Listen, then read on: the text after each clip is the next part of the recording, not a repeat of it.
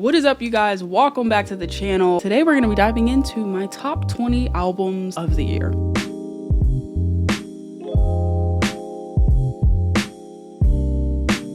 First, I do want to go over some albums that I listened to this year, but they weren't released this year. Carly Rae Jepsen, Emotion, absolutely shocked me. Pop freaking excellent. The excellence there. 21 Pilots, Blurry Face, wrecked me, but also just like completed me in such a weird way. I'm still working through their discography, but so far this might be my favorite that I've heard. Aurora, What Happened to the Heart, absolutely ethereal production, ethereal vocals. This is one of my favorites this year, period. Hozier, Wasteland Baby, in my opinion, I do think it is one of his best, if not the best project that he has released. I have not listened to all of Unreal Unearthed, but maybe we can get into some of those tracks on Patreon. I don't know. But this album floored me and it just aged like wine. The more I was listening to this album, the more I was like, oh yeah, no, absolutely 1000%. This is, yeah, top tier. Next up, we got The Weeknd, Kissland. This album was absolutely incredible. I went through the trilogy, I went through Starboy, and then when I got to Kissland, I was like, why am I falling in love right now? Like, you know those moments when you're listening to someone's discography and you're like, this is good, this is good, this is good, and then you get to one of the albums and you're like, I connect to this. That was that moment of Kissland for me, and now I'm super excited to continue his discography because he's just blowing me away at this point. We have Mind of Mine by Zayn. This album, I was not expecting, not that I was not expecting to like this album as much, because I knew I was gonna like it, but I didn't think I was gonna like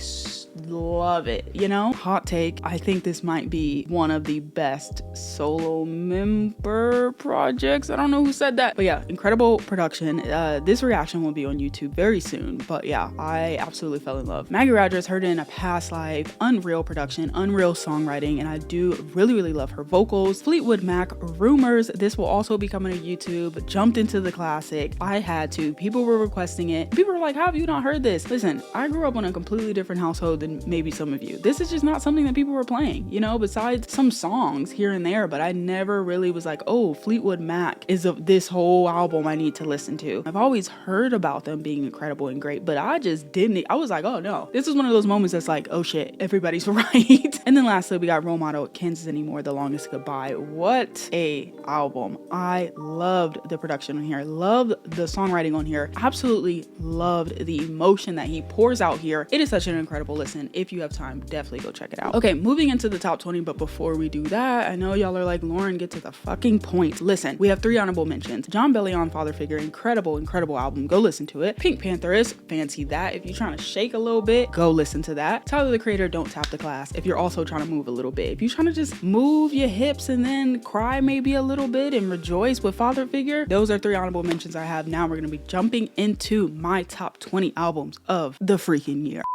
Number 20, we have Florence and the Machine, Everybody Scream. I absolutely loved this album, bro. I loved everything that she talked about. I loved the songwriting. This was my first album by Florence and the Machine, so I wasn't super familiar with anything outside of like a few songs, but it felt so grandiose and immersive at the same time, which I really enjoyed. I loved almost every track. My favorite tracks are Sympathy Magic, Drink Deep, Sleeper, and Music by Men. Number 19, we got Zara Larsson, Midnight Sun. What a bop of an album. This was one of those times that I listened to it and it was like a back and forth. Like some songs I didn't like, some songs I loved. And as time went on, I was like, you were tripping, girl. What the fuck did you say in that video? Like, you were tripping. The more I kept listening to this album, I was like, just dancing along. This album just reflects sort of this sexy fun and freedom aspect of Zara Larsson. And it made me want to get into, you know, more projects by her because I really enjoyed myself. And I still do enjoy myself whenever I'm listening to this album. My favorite tracks on here are the title track, Midnight Sun, Blue Moon, and Pretty Ugly, but I also love Saturn Return, you know, because I'm sort of about to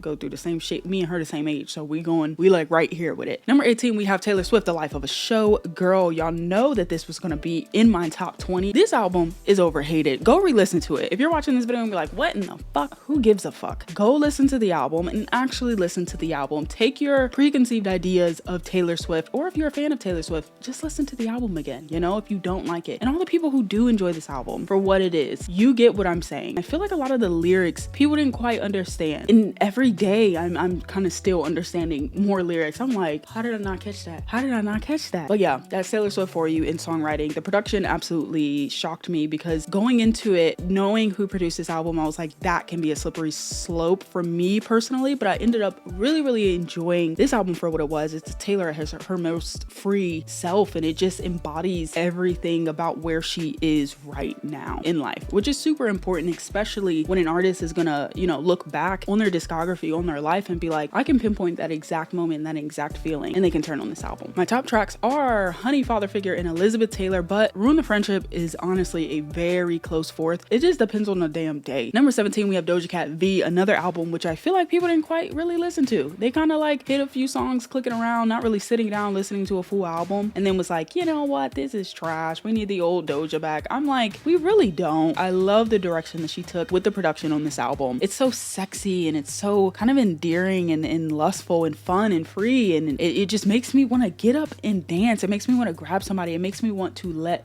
loose, which I love about this album. And in my honest opinion, I feel like Doja Cat had some of her best bars of her career in this album. My favorite tracks on this album are Stranger, All Mine, and Come Back. Number 16, we have Sabrina Carpenter, Man's Best Friend. This is one of those albums I haven't gone back to a ton, but whenever I do, I'm like, holy shit, this is great. I love when Sabrina does a little genre blending, you know? It's one of my favorite things. I love the sexual content as well. One thing I will say about Sabrina Carpenter is I hope for this next project she does take a risk, because I have a feeling she's playing it safe right now, and I want to see her take a break and then take a risk and be like, I don't give a fuck if this charts, I don't care if it wins awards, I don't care if even like the general public likes it, you know? I kind of want her to release something that's like, this is Sabrina Carpenter. With all that being said, my favorite tracks on this album are Sugar Talking, Don't Worry, I'll Make You Worry, and Never Getting Laid. Freaking bangers. Not really like bangers, but they're all of those kind of have that slowness in common. It's kind of like sitting here, but that makes sense because I feel like, you know, after time has passed, Emails I Can't Send Forward is my favorite album to date by her, and then it would go short and sweet and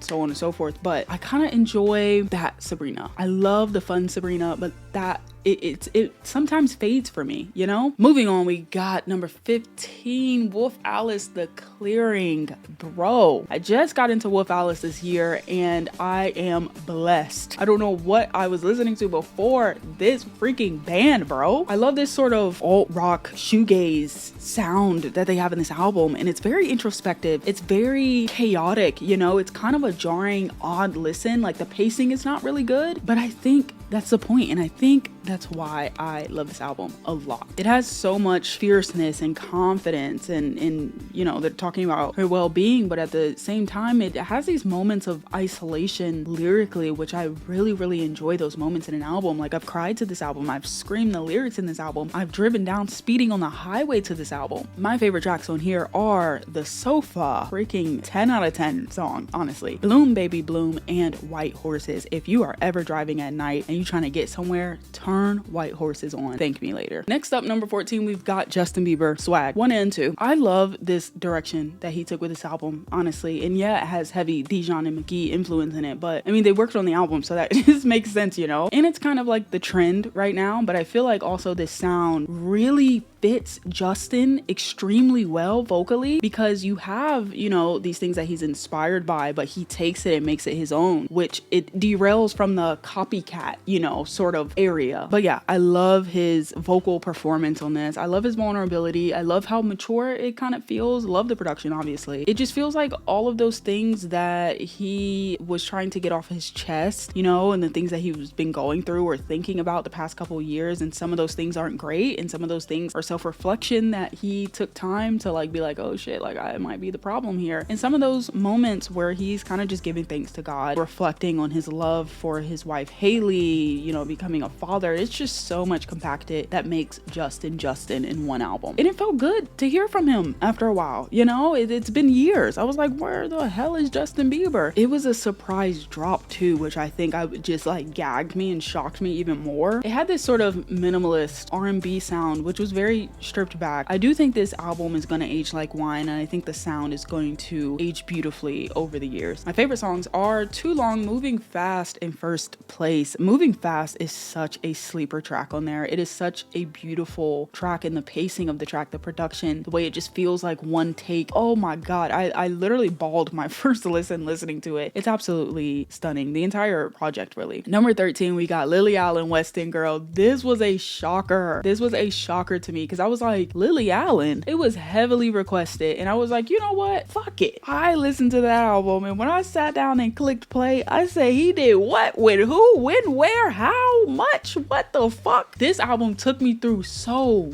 much shit, and if you're nosy, you would love this album. I really needed something like this in the mix, you know, this year dropping, and for years to come. I feel like I'm gonna be going back to a lot of songs on here. She blended genres so beautifully. The production is literally top notch. It's one of my favorite things that people do. They're like, let me combine all these sounds that I love and make this track. Fucking amazing. The storytelling is absolutely unreal, and it's funny. It's sort of sad. It has these moments of clarity and then these moments of joy. It just kind of goes all over the place, and it's messy. If you love genre blending and you love storytelling and you're nosy and you love a little mess, this is the album for you for sure. My favorite songs are Madeline, Tennis, and Dallas Major. I feel like Dallas Major is kind of a sleeper on this album. Next up, number 12, we have Miley Cyrus, Something Beautiful. Now this album, gorgeous track listing. This is the best album that I've heard from Miley Cyrus thus far, and I feel like I haven't listened to everything, but I feel like this is gonna be hard to top. It's so well done. It feels complete. Each song isn't competing with each other. They kind of just blend together perfectly, you know? And I feel like Miley in this album just feels super grounded and super confident here. And it just feels like a reinvention. It feels like she's stepping out into her own, and she's being like, I don't give a fuck anymore. I'm gonna make what I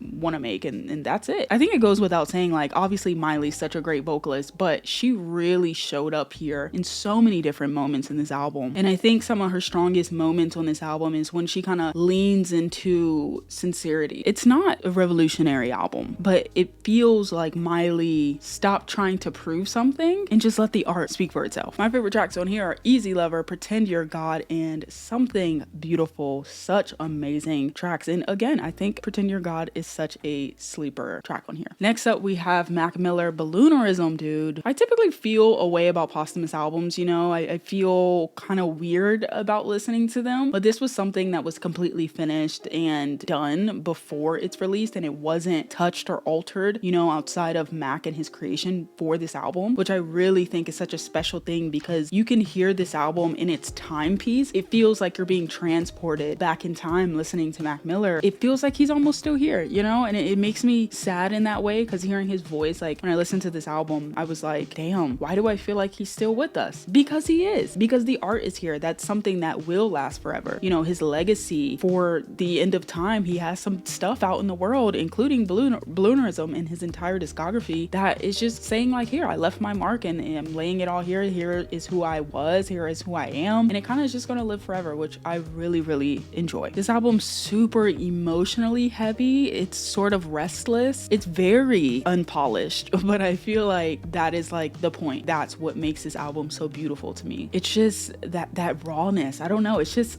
it being untouched is just the best decision that could have been made. My favorite tracks on here are Do You Have a Destination, Funny Papers, and Rick's Piano. Now we are moving into top 10 territory, and with the number 10 spot, we have none other than Lady Gaga, Mayhem. Mayhem felt like Gaga saying, I'm here, but I also never left. This absolutely had to crack my top 10. I'm a sucker for maximalism, pop music, and I love how she sort of leaned into chaos in this album. The production on this album is definitely one of the best this year, hands down. And obviously, you know, Gaga's performance will never be like a lacking factor for me. I feel like it's always there vocally, and just the way that she portrays different characters and different storylines, different emotions. She's giving us plays, she's giving us theater, she's giving us a full experience. And it wouldn't be a Gaga album and without a little bit of bluntness. Also, the visuals and the performances for this album, absolutely unreal. Copacabana, my god. This album feels like disorder served on a silver platter, and it's so damn good. My favorite tracks on this album are Garden of Eden, Disease, and Vanish Into You. Next up, number 9, we have FKA Twigs, Eusexual. I haven't heard many albums by FKA Twigs, but I listened to this, really early in the year. It was one of the first drops that I was like, oh goddamn. And I was just super impressed with this album. It's production, it's music that you can feel in every part of your body. It's otherworldly, it's super intentional. It has so many layered textures in this album. Her voice sort of moves through rooms, through sounds, in and out of body and mind. Like I said, it's something to feel, and not really make sense of. It's sort of like a Bible of sound waves. But yeah, I was super, just surprised at how much I really enjoyed this record. My favorite tracks are Drums of Death, Sticky, and Keep It Hold It. Keep It Hold It got me through some times earlier this year and all the way leaning into the summer. That song is just, it hits a very special place in my heart and in my whole body. Next up, number 8, we got Clips, Let God Sort 'Em Out. I'm gonna be honest, I didn't dive into much hip hop this year, but this fucking album, I swear it's one of the best rap albums I've heard in a very long time. And I'm trying to get some more rap fans on the channel, to broaden the genres. This is lyrically one of the best projects that released this year, period. And I was super excited for a Clips comeback because I feel like they deliver every single time, bro. And the production was insane, of course. I feel like the production matched every single punchline, single feeling, single performance. This is one of those albums that you feel in your bones, and like every time I turn it on, I'm like, god damn, I'm being transported into these two minds,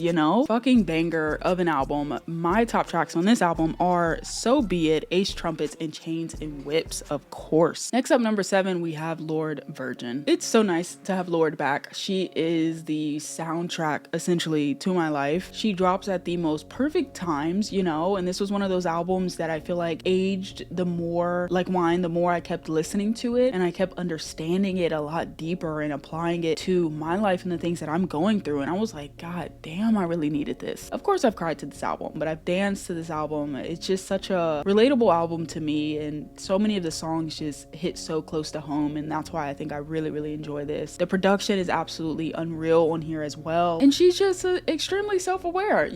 A lot of the stuff that she talks about in here is the stuff that's going on in my head. Years down the line, people will fully grasp this album, and I don't know if a lot of people listen to it this year or like how it aged. I genuinely don't know about the public perception of this album because I just haven't heard much, but it is 1000% one of the best albums that dropped this year to me. My favorite tracks on this album are Favorite Daughter, David, and Current Affairs. Unreal production and just the songwriting, the vulnerability. Fucking love it. Number 6, we have The Weeknd, Hurry Up Tomorrow. Like I said, I've been going through a Weeknd journey, and I wanted to skip ahead. Before this year ended, I wanted to dive into Hurry Up Tomorrow. I was like, I need to hear this album before the year ends. And when I listened to it, I was like, what the fuck? This album feels like pure exhaustion, but wrapped in luxury. I'm so happy that I ended up listening to this before the year ended, and I was super late on my listen, but I was kind of going through different albums and mixtapes and stuff here and there, and I just love his perspective, of like how he's talking about his life, his legacy, loss and love, his identity. It feels like a constant crisis, and I fucking love that because I don't know much about The Weeknd, but like I feel like you do learn a lot about The Weeknd through his music, which I feel like is how it should be. But yeah, it's very isolated, top-notch production. It doesn't feel too long. I was scared about that, being like, god damn, this is a lot of songs, it's a lot of listen. When I turn it on, it runs straight through. I'm like,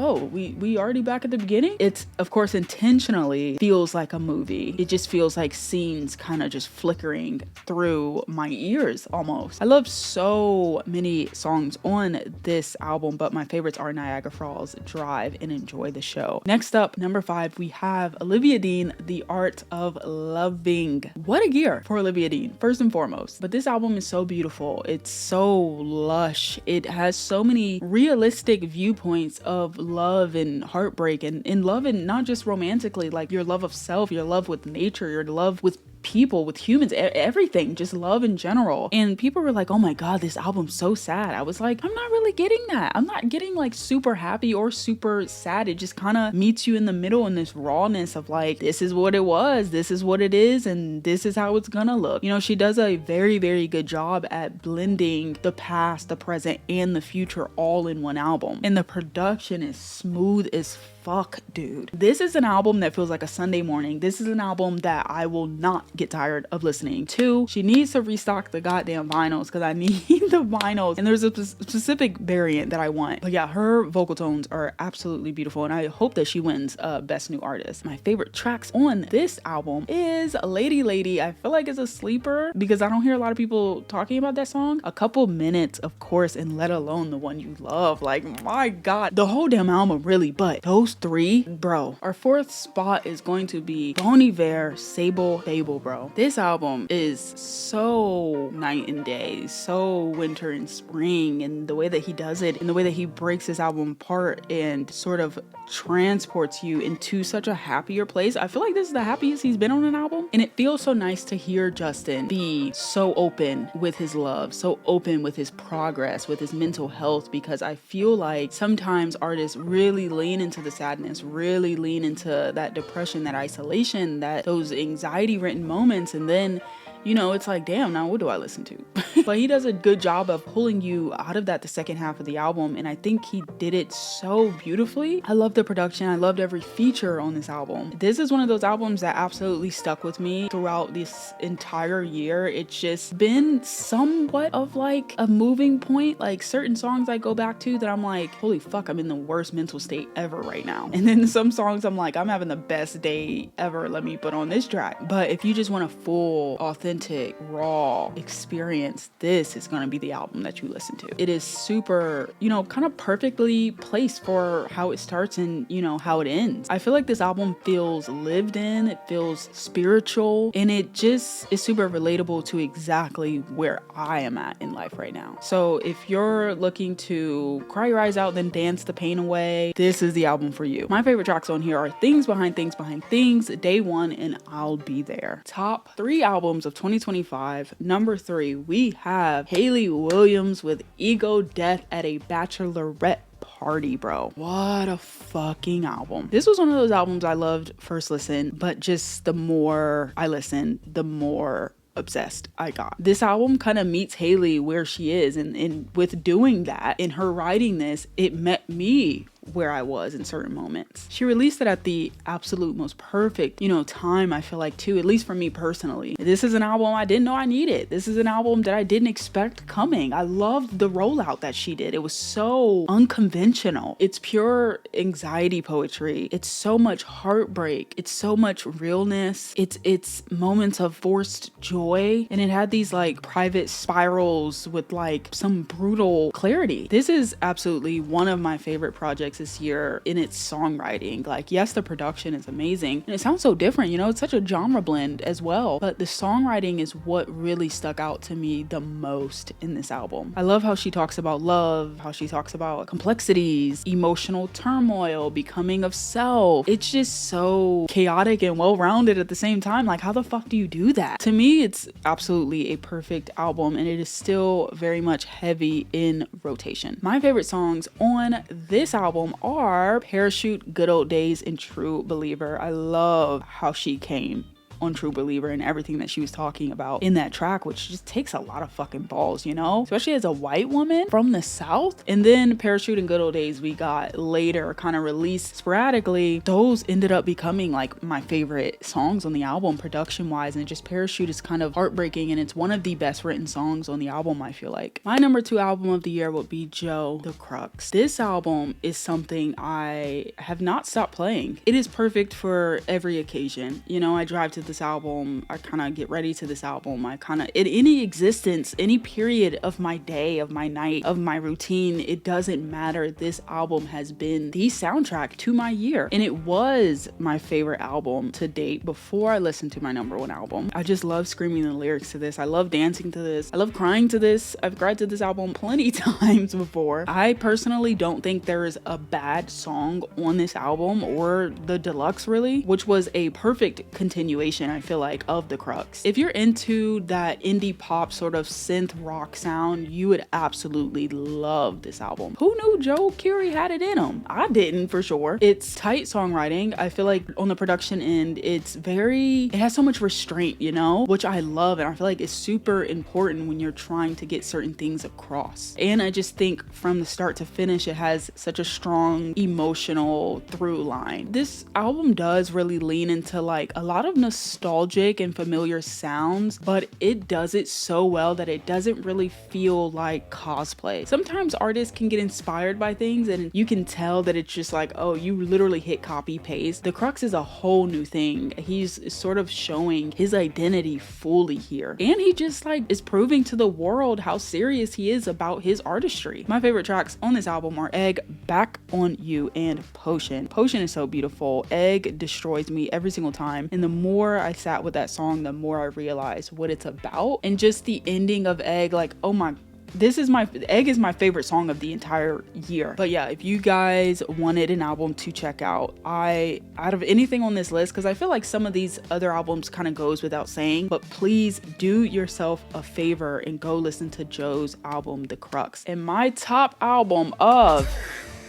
2025 is going to be Rosalia Lux. This is album of the year, period. Album of the year, fucking period. When I first heard this album, I immediately was like, I can feel my life changing in this moment. It's unreal production wise. This will be on YouTube for sure. It just feels ahead of its time. The orchestra, her vocals. This was my first Rosalia album as well, and I was like, holy shit, I gotta check out every fucking thing she's ever done in her goddamn career. I was so blown away. And I know that, you know, other albums, people have told me like, oh, this sounds extremely different than what she's released prior, but I just fell in love with it. I've painted to this album. I've driven to this album. You guys will hear me say that a lot because I love music that it's not so situational, you know, it kind of just bleeds through life in that way. And I feel like this is one of those albums. I loved all the stories that she told, and I looked at, you know, the English translations for the lyrics, but when I'm listening to it now, I know what the premise of each song is about, but I don't know what the fuck she's saying still in a lot of these songs. But it's just the way that it moves me, the way that it impacted me. It was so special, and it's so beautifully done, and it's just such a brilliant fucking album, and it just shocked the fuck out of me. I was like, how is someone capable of creating this, you know? It's not chasing the mainstream, it's not chasing like hooks and catchy lines or whatever. It just kind of exists in this world of its own. It's kind of on another fucking stratosphere here. And I also love how she plays with duality in this album. It's light and dark, it's day and night, it's holy and unsanctified. It's just fucking everything, dude. And it is just next level musicianship. And I feel like I can ramble about this album for so long. I can't wait to film my review for it. Yeah, it's just one of those albums that is going to be with me forever. And it inspired me in so many different ways. I listened to it later than even after it came out. Like, I had just heard this album, a month ago? It fucking took me by storm, and I'm still listening to this album, and I'm still telling people to listen to this album. Everyone I know, I'm like, go listen to this fucking album, bro. Even if you feel like you might not like it, which you might not like it. I feel like if you love music as a whole, you will really fuck with this album. But yeah, it just made me think like, what the fuck have I been listening to, period. Like, this shit is just so good. Just thinking about this shit is giving me goosebumps, bro. My favorite tracks on this album, obviously the whole fucking album, skip list, but Divine Eyes, Magnolias, and La Perla. Magnolias is such a beautiful closer, one of the best closers I've heard all year. La Perla, I love the fucking energy she's coming with, and just I mean, I'm gonna talk about it. I'm gonna film my review for it, then edit it with my reaction. Y'all are gonna get that after this video is uploaded. It's gonna be the very next video I upload. The album just makes me so excited. It makes me fall in love with music again, and it just makes me feel complete after a listen. And I'm just like, okay, yeah, I feel complete, but like, can we run that shit back one more time? Beautiful job, beautiful job. Well, that is my top 20 albums of the year. I would love to know what your top 20 albums of the year are. Please comment them, or you can just do like a top 5. I think this year year was a great year for music. If you guys want any of these reactions, they're all up on Patreon besides the Clips album. I didn't film my reaction to that, but every single album on here, even the ones that I named that didn't come out this year, all of those are on Patreon. And a lot of them won't be coming to YouTube, but I had such a fun year listening to music. If you guys want to join that Patreon and support me in 2026, that would be amazing, so we can move on to bigger and better things. Let me know your top 5 albums of the year. Like this video, do what you want. I don't care. I love you. And if you're even thinking about subscribing, you're already here, so you might as well stay for a while. Goodbye.